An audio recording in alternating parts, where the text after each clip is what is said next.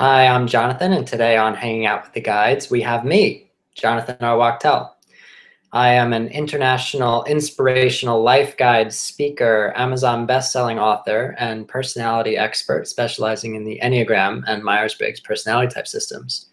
I provide guidance in the areas of personal development, health, dating, relationships, family, career, business, and more. I am the creator of the Jonathan R. Wachtel Life Guidance System, an innovative approach to guiding people toward their ideal lives. So now I will ask myself, tell me about who you are and what you believe your role is in this life. When you leave this world, what impact do you want to have left? Well, I am awareness incarnated in human form. In this case, in the form of Jonathan. My role in this life is to finalize some of the intense lessons that I've been learning over lifetimes and to share what I've learned with others, to guide others in living their lives in all the ways that I've struggled in the past, in this life, and in previous lives, and living my own. When I leave this world, I want to leave it better than it was when I came into it. I'd like to have as positive and beneficial an effect on as many people as possible with my existence here, to share what I've learned about how to make life fulfilling and meaningful and purposeful and worthwhile, so that others can benefit from my struggles, can learn in a sense from my mistakes, but ultimately that people can benefit because I went through what I've gone through, and because I've learned from it, that other people can benefit too.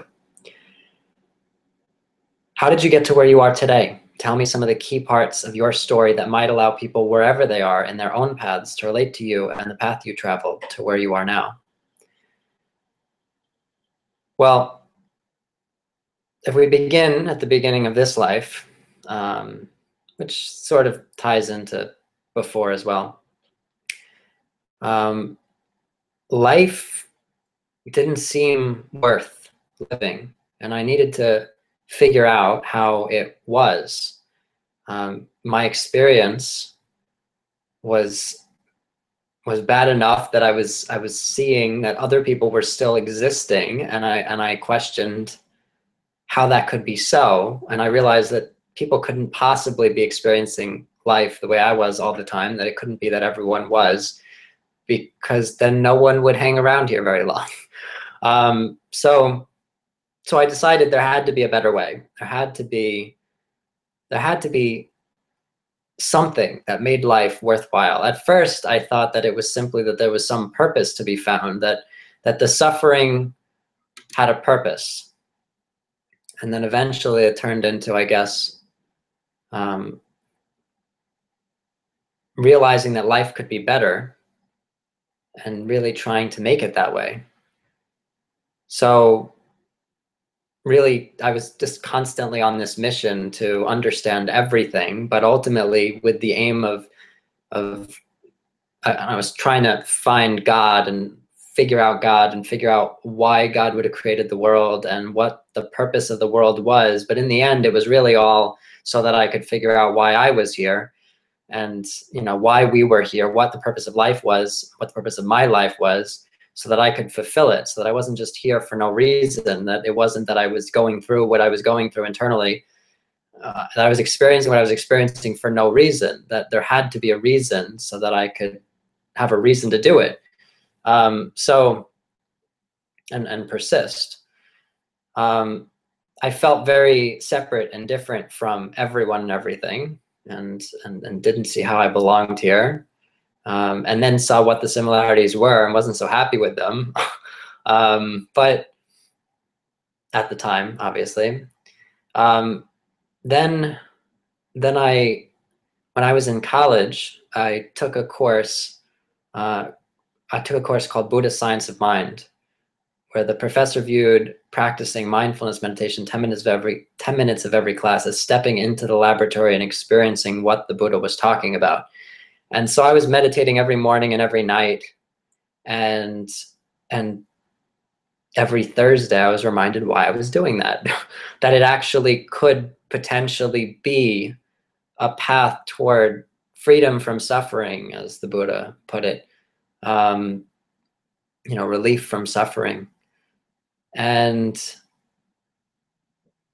in some way from wanting things to be other than as they are. And that was a big step forward for me, knowing what I was doing. I'd been meditating before that. I was still trying to sort of make everything coherent, where before college I was trying to like synthesize science and religion and find the truth of everything, and it was on this much larger scale. And now I was at this point really trying to figure out how to live on a day-to-day basis, not just be lost in those big ideas, but how do I apply this framework in my own life? And so here I was meditating, and 2 months into meditating every day, every morning and every night, I suddenly experienced, like, I woke up and I felt lighter than I'd ever felt before. And I felt like a weight had been lifted off of my chest and my shoulders and my back, a weight that I didn't even realize had been there until it was gone. It was just part of like my experience before then. And it seemed like every moment was infinitely deep, every movement infinitely profound and amazing and awesome. And obviously that was just the beginning. I mean, there were plenty of negative experiences after that as well. And it's been this, it's been a journey. It's always is. But that was definitely a pivotal glimpse of the idea that I could create a positive, sustainable experience of life. I had experienced intense moments of the joy of discovery before that, but nothing that seemed sustainable in anything where I could get control of my daily living emotional experience until this. And I realized that I could walk back and forth across the room and pay attention to the movements of my feet as I walked, and I could breathe and I could pay attention to my breathing and the sensations of breathing and the air as it flows past my nostrils, and that could be an amazingly intense and profound experience that could lead to all of life being lighter. That any intense negative emotions could melt away as I ceased to feed them with my attention, and I could actually be lifted up out of them just naturally, just by being present to the moment. So that was definitely a pivotal experience, pivotal shift. And I also was introduced to the Enneagram personality type system at around the same time. And before college, I didn't understand people at all because I felt separate and different from everyone and everything. I would ask people why other people were doing certain things, and people would say, well, put yourself in their shoes. Why would you be doing it? And I said, I would never be doing that. I have no idea why they're doing that. And when I was looking into the Enneagram, at first I was skeptical, and I looked into it a little bit, and I sort of pushed it aside. And then it was introduced to me again in the context of Kabbalah, which at that time I had seen parallels between Kabbalah and string theory. And so I was like, all right, pay more attention to this. I found a site that was good and had good descriptions. And then I delved into it more. And then I started having all these philosophical conversations with people, delving into their experience of the world, because suddenly I realized if different people prioritize these different basic motivations differently, then what people did actually made sense. Where previously I had no basis of understanding what people were doing or why. And so then it just provided me the springboard for delving further into people's experiences and exploring how they were similar to and different from my own. And then it, led to all sorts of other things, Myers-Briggs and numerology and astrology and all these other things where I had been aware of them before, but never really delved into them. And then I was building on all these systems on my own. and then the weekday of birth theory that I came up with on my own. All these things because I was just paying attention to people's experiences and really delving into their experiences. So then I was mapping out the internal landscape of experience, really wanted to understand and know what other people were experiencing, and really be able to put myself in their shoes and be able to help them step into my shoes, because ultimately from the beginning I always wanted people to understand understand the ideas that were coming, coming and going in my mind, were evolving and building and all sorts of things. I had all these crazy ideas and I wanted to be able to convey them to people, and I didn't know how to in a way that other people could understand so successfully. And so then my mission sort of became, instead of trying to get other people to understand me, I tried to understand others, ultimately to the point that I would be able to then communicate my ideas in the context of their experience, and then I'd be able to actually successfully communicate with other people. Which worked. It was an interesting roundabout route, but it all makes sense, obviously.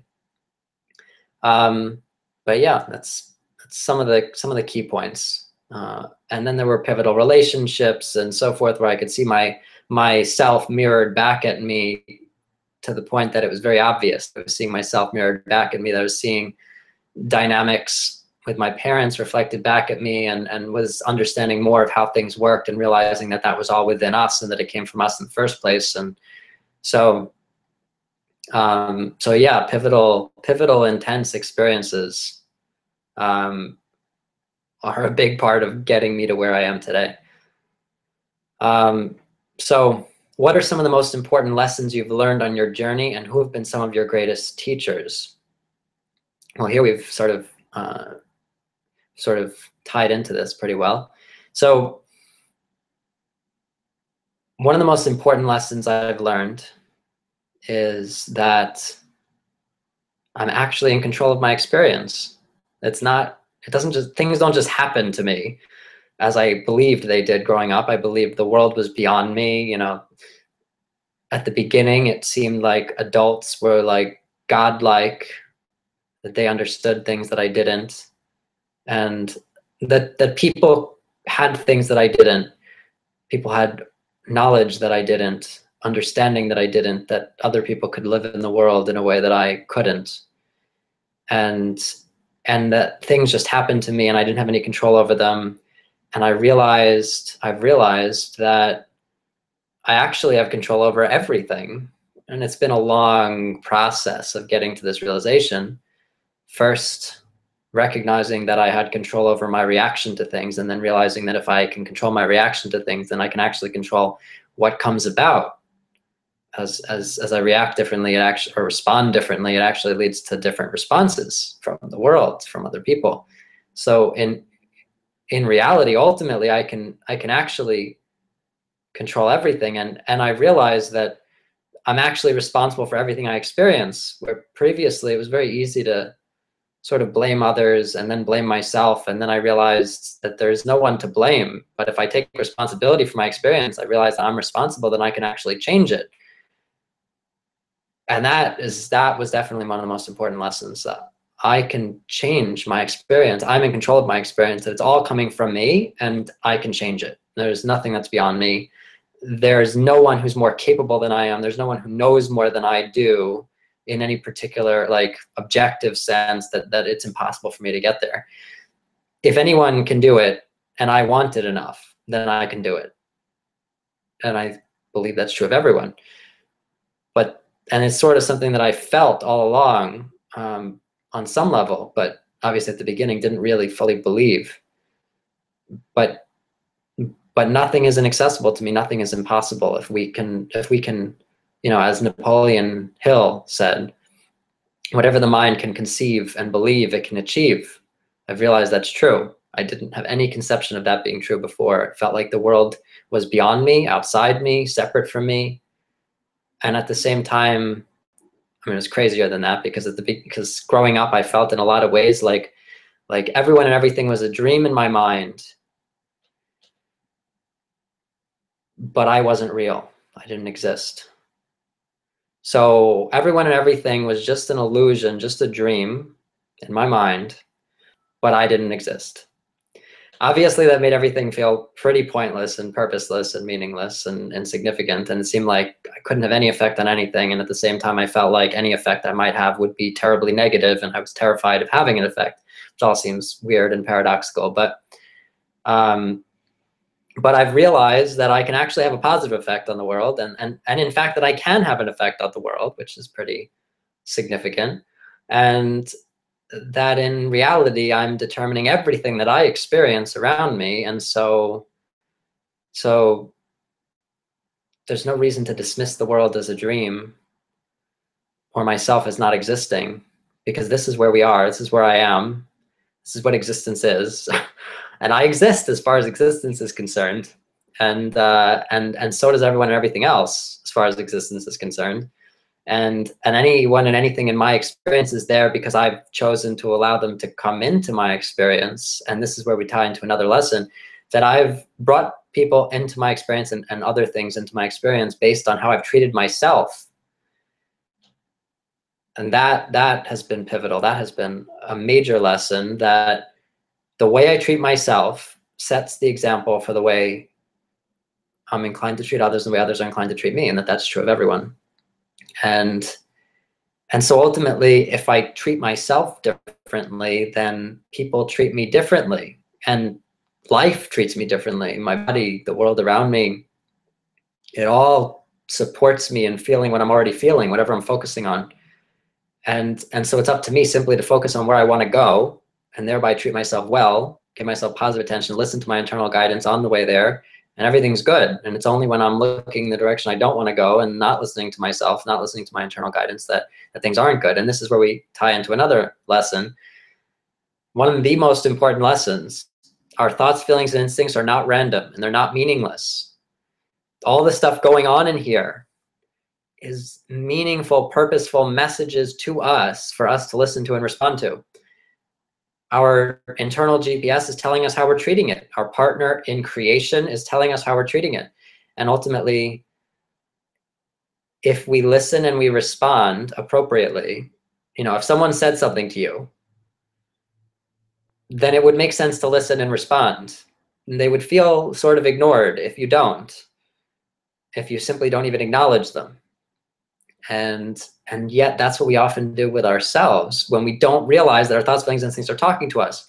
And it also doesn't make any sense to identify with them, which obviously we're all inclined to do, because if they say something and then we turn around and we say that we feel it about someone else, or we think it about someone else, or we're going to give this advice to someone else, then that's sort of a problem. Because if we were having a conversation and someone said, this is my advice for you, and we turn around and we say, this is my advice for you, to someone else, but we never take the advice, that's not going to work. Obviously, then the person who's talking to us is going to be like, I'm giving this advice to you. What about you? Aren't you going to apply my advice? Don't you think it's good? And if someone's talking to you and they say, I feel like you're not listening to me, and we turn around and we say to someone else, I feel like you're not listening to me, then the person, and then the person is like, no, you're not listening to me. The person was talking to us in the first place. And then we turn around and we go back to the other person. We're like, you're really not listening to me. And then the first person, is like, what are you doing? Stop repeating everything I'm saying. It's like you're mocking me, which is like what we're always doing to ourselves. And then it turns into this crazy argument within our own minds because we keep repeating, and then obviously with other people, because then we're insisting that it's other people who are making us feel certain things or think certain things, or that we have the advice for them and they really need to apply this advice. And meanwhile, all this stuff is for us. And so our thoughts, feelings, and instincts are always speaking to us about us. And when we get the messages and we respond, then we'll get a reflection of that in the world around us, which is the kind of reflection we want to get, that we've been listened to and responded to appropriately. So our thoughts, feelings, and instincts are speaking to us. They're meaningful messages. It's for us to respond. Everyone and everything communicates through thoughts, feelings, and instincts. We can speak through words, but what's really conveyed is what we've been feeling. We hear what people are feeling more than we hear what they're saying to us. It colors all their words. It colors their body language. It colors their intonation. And what we're all really saying is what we're focusing on in our thoughts, feelings, and instincts. So, and even things beyond the physical are being communicated through thoughts, feelings, and instincts. So it's up to us to recognize that when we initiate, we say, this is, I'd like to feel this way. I would love to experience, I would love to feel happy and joyful and fulfilled and accomplished. That's us. That's the creator. That's who we are, the ones who are speaking, the ones initiating. And then when we get responses, reactions to people in the world around us, to things that people do, or a song pops into your head, just suddenly starts playing. None of that is you speaking. And when you recognize that all of the reactions, all the responses, the things that you didn't purposely initiate aren't you speaking, then it changes everything, because then you can respond. And then you can actually feel responded to. You can feel listened to and responded to. And that's when you start getting the results you want with the world around you, considering the world around you as a mirror of what's going on inside you. It's the child, the interaction between you and your GPS. So that has been one of the most important lessons by far, obviously, because it helps me to understand exactly what I'm doing that's creating, getting. Once I realized I was actually creating the experiences I was getting in some way, then obviously the next step was to figure out how. And this was how. That it's all about how we treat our own internal guidance. So obviously the key is look where you want to go and listen to the directions and act on them. And instead of looking where we don't want to go and telling ourselves we have to do certain things, we need to do certain things, we should do certain things, which is really saying I'm looking where I don't want to go and I'm going to ignore all of my internal directions, which then makes our GPSs feel terrible. And then we get reflections of all of that, feeling trapped, feeling not in control, feeling not listened to, not heard, etc. So all of our experiences stem from how we're treating ourselves. It's one of the most important lessons. Who have been some of my greatest teachers? Everyone and everything. Experience has been my greatest teacher. I used to believe that my ideas were coming from God. Felt like sort of revelation, like when I wanted the answer to something, then the answer came to me. And I knew that if I asked the question, the answer would come, because it always did. And I've realized that it's not God providing the answer, it's my creation providing the answer. And if I ask for something, then it will be provided to me. And everyone and everything is part of the product of the interaction between me and my creation. And loosely put, we can say everyone and everything is part of my creation, and it is all providing me exactly what I ask for, and helping me along and showing me how I'm treating myself, so that I can see what I like and what I don't like about that, and I can make changes where appropriate to how I'm treating myself and get different results. So there are certainly some people who have been pivotal, but rarely traditional teachers. It's been primarily relationship partners, friends, family members, and obviously all, the random people on the street, whatever. But books and so forth, which obviously involves teachers, but it's always been primarily through my experiences and the thoughts that came to me as a result, the feelings that came to me as a result, how things were processed, that when I asked questions, the answers were provided, and that when I, as I started to recognize the correlation between what was going on inside and what was going on outside, obviously then my understanding of the messages increased dramatically. The more I understood the relationship between what I did internally and externally, and what the results were, what the response was.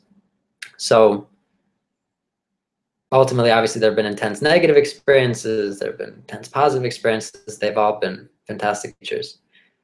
And I'm grateful for all of them. As crazy as that would sound to the past version of me, even in this life. But yeah, I'm grateful. I wouldn't necessarily want to repeat it, but but I'm grateful. Okay, so what is the purpose of life? Why are we here? Purpose of life is to experience our creation from the inside, to create a life on purpose, to create an experience and experience it, to create a life and live it, and be in it, and experience, you know, to create things but not to experience what we're creating is much less significant, much less awe-inspiring. If you write and direct a movie and you can watch it from the outside, then that's great. If you can't even watch it, that's not it's not so good either. I mean, that's worse. I mean, like, if you could write and direct a movie, you never see the finished product. I don't know, that seems sort of disappointing. But even more than seeing the finished product, imagine you could also be an actor in the movie and play it out and experience it and interact with the other actors and actresses when you decided the roles for them, and that you can actually ad-lib along the way and create the experiences as you go, even though you had something in mind in the beginning. That's why we're here, to step into our creation, experience it from the inside and all of the emotional intensity, to learn to create it in a way that we actually want, to create experiences that we actually want to live in, to experience.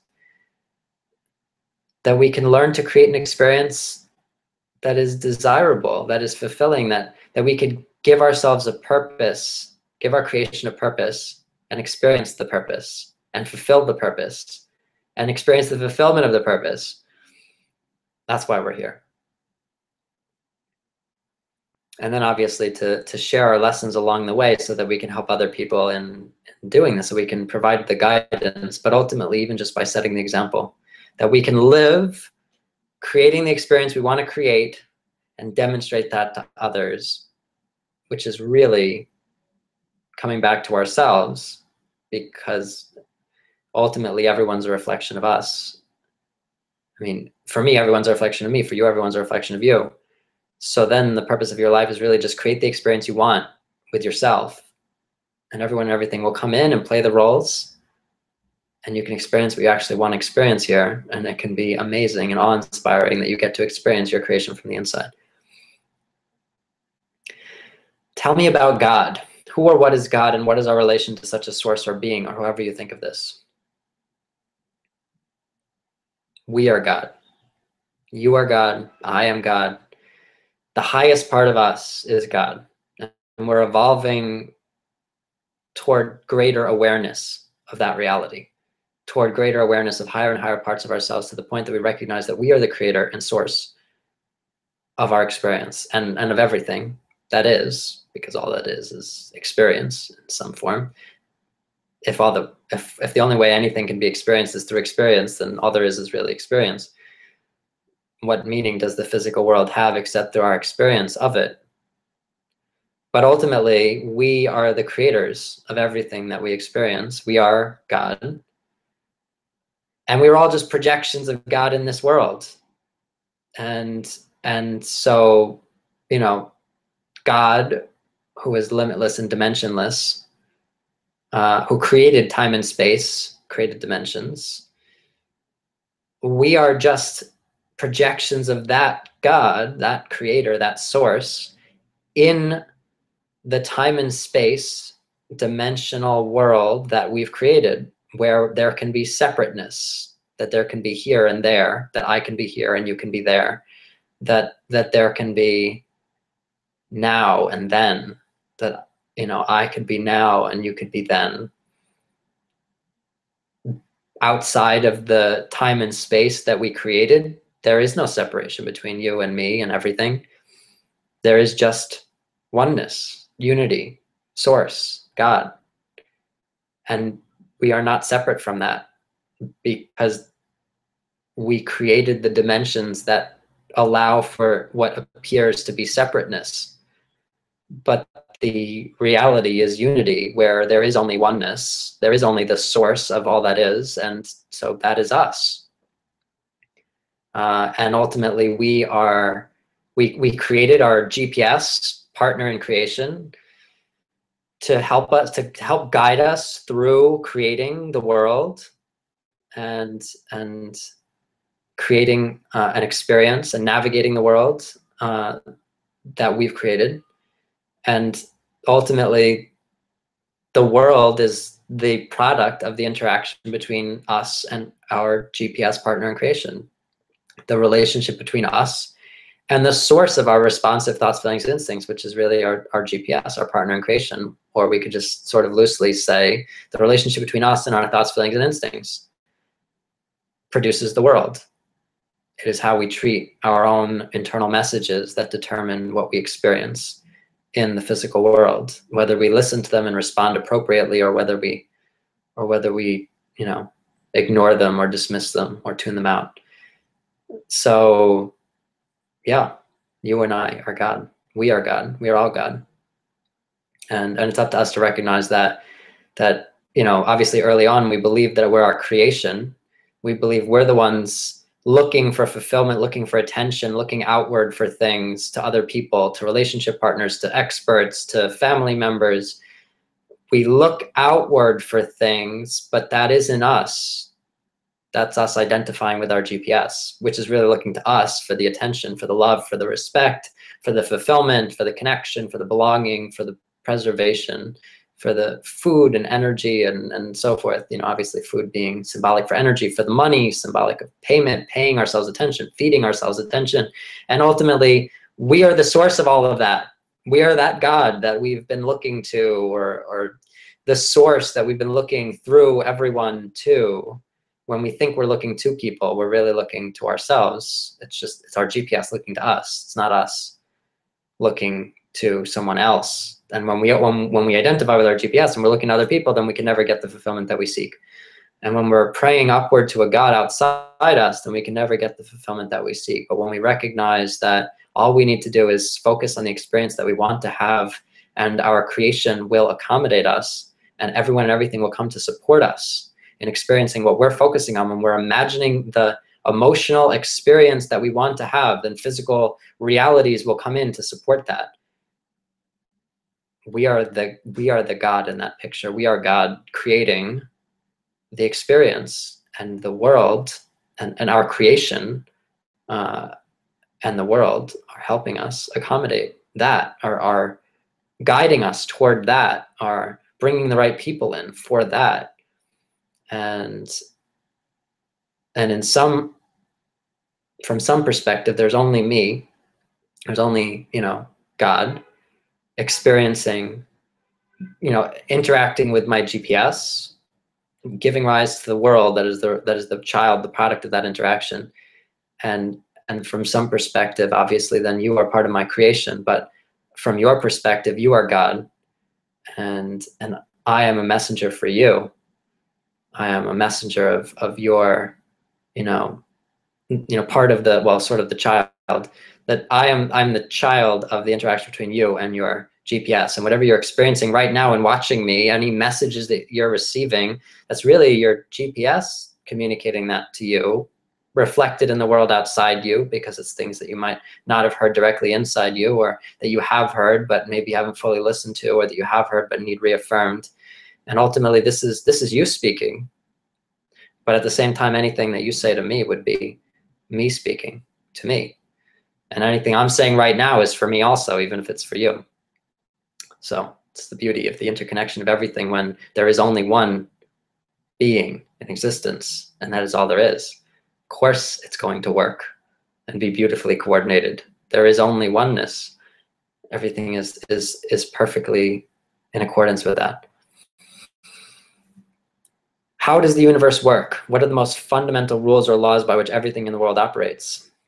Obviously, I've touched upon this here in various ways, but ultimately, I would say that the way you treat yourself sets the example for the way you're inclined to treat others, and the way others are inclined to treat you.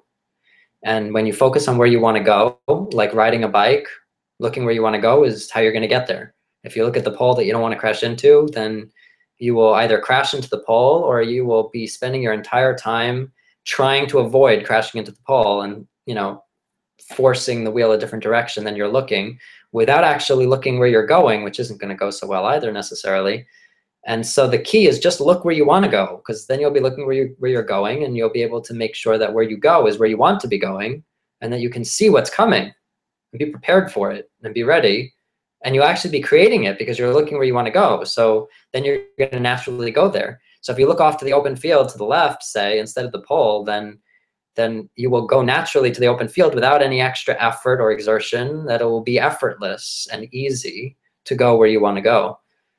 So, and ultimately, when you look where you want to go, you're treating yourself well. When you look where you don't want to go and then ignore your internal directions, then it doesn't go well. And you get all the forcefulness and control reflected back at you as you tell yourself you have to do things, need to do things, should do things, and then you rebel, which is really your GPS rebelling. I don't want to do this. Don't tell me I have to do things. And there's all this resistance and not being listened to or attended to, and then you tune out.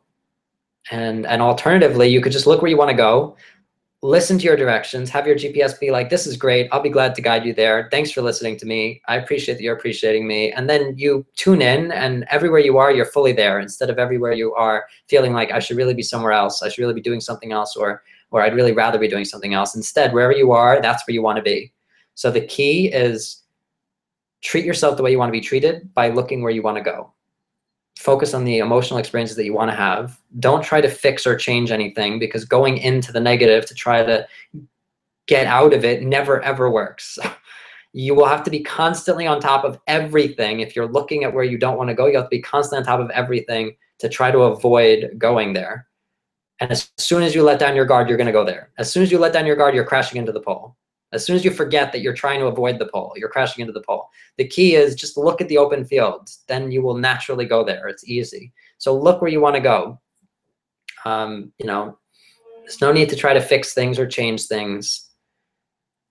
The key is to acknowledge where we've treated ourselves poorly in the past, apologize for that, redirect to where we want to go instead, and how we'd like to treat ourselves going forward, and look there. And everything good comes from looking where we want to go, and everything bad comes from looking where we don't want to go, and ignoring and dismissing and tuning out, and you know, and being forceful and controlling and so forth when it comes to our own internal directions. So work with your GPS. Use it as you would use a GPS. Plug in the address you want to go to. Take out any destinations you don't want to go to. Address those. You know, say, I'm sorry, I didn't mean to treat you that way. Going forward, this is how I'd like to treat you instead. Look where you want to go, and you will go there, and it'll be easy and natural. And you will feel all of the being attended to, and the appreciation and the gratitude that you're giving yourself. If there's anything that you're ignoring in the world, pay attention to it. If there's anything you're avoiding in the world, pay attention to it. Because if you're avoiding or ignoring something, it just means you're looking where you don't want to go, and then just avoiding it. And your GPS is doing everything it can to accommodate you. You're a partner in creation. You created it for a purpose, to help you get to where you want to go. So just let it know where you want to go. Look where you want to go. Focus on the good things to expand upon them. Don't focus on the bad things to try to get rid of them, because you'll only expand upon them. Whatever you focus on, you'll magnify. The world will support you in experiencing whatever you're experiencing. That's the way the universe works. The universe will support you in experiencing anything that you're experiencing. It will give you reasons, give you further support and justification for thinking or feeling anything that you are focusing on in your thoughts and feelings. So focus on thoughts and feelings you actually want, because the world will support it. The universe will support it for you and provide you more reasons to experience that, more reasons to think those ways and feel those ways. What do you believe is the most important thing for every person to know? If you could tell every human being on the planet one thing, what would it be? To boil it all down, look where you want to go. If you look where you want to go, you'll go there. Looking where you don't want to go will never get you to where you want to go. So look where you want to go. Focus on the experience you want to have. Create that experience inside yourself. Step into that as fully as possible, what the emotional experience would be if you had what you believe you want. If you had what you believe you want, the relationship, the money, the job, the living situation, whatever. If you had it, if things worked out a certain way, if it worked out the way you believe you want, what would you feel? What would you be experiencing? Step into that. Look at where you want to go by creating the experience you actually want, which is always an internal one. It's always an emotional one. It's always the thoughts and feelings that you really want. It's never physical things. Look where you want to go, meaning look at the internal experience that you want to have, and trust that you can get there, and you will get there. guaranteed. Well, now I'm going to thank myself, because remember, as I said, everyone and everything is a reflection of us anyway. And if I had had someone else interview me, it would have simply been a reflection of me, bringing out certain aspects of me. And it seemed just fine to interview myself. In light of that, it would all be a reflection anyway. So here, I got to see myself and interact with myself. And I'm now going to thank myself for my time. Thank you for your time and for sharing your story and lessons with me today.